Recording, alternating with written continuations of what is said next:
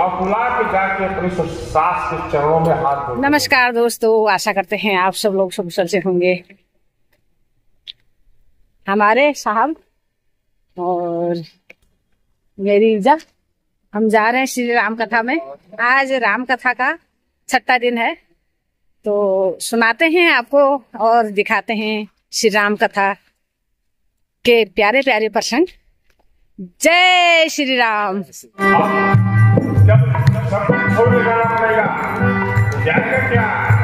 बन जाएगी तो मेरा रोजगार चला जाएगा और खिलाने पिलाने का खर्चा और बढ़ जाएगा। एक बाबा विनोद में कहते हैं ये बात कि मेरे सरकार देखिए, यहाँ भगवान हंसने वाले हैं तो हंसी उसी की भी बात होनी चाहिए, खाली गंभीर बातें से मन थोड़ा भारी हो जाता है। एक बाबा कहते हैं कि कथा कहीं मैंने सुनी थी, उन्होंने कहा था कि एक बार एक लकड़हारा था, वो नदी के तट पे जाके लकड़ी काटता था।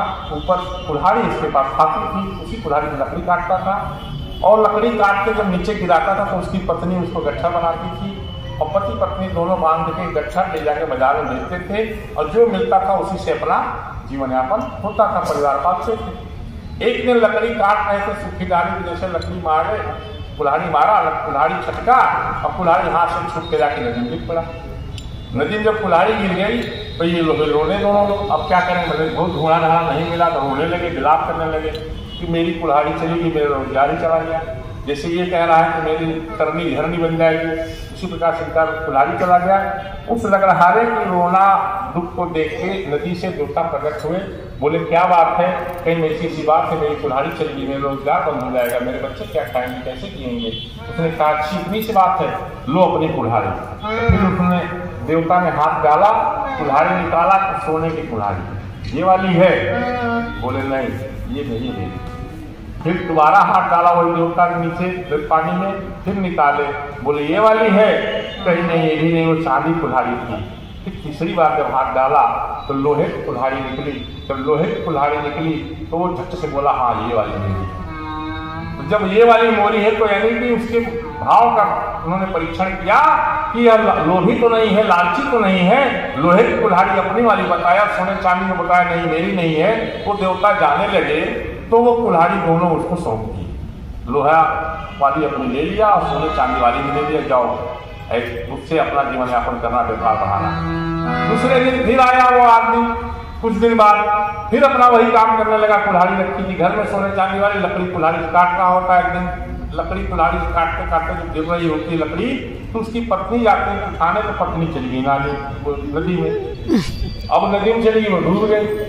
अब डूब गई तो निकले ना तो और रोने लगा। एक दिन तो मेरी कुल्हाड़ी ले जाती है, पत्नी चली गई, भागनी चली गई, अब मेरा घर चौपट हो गया।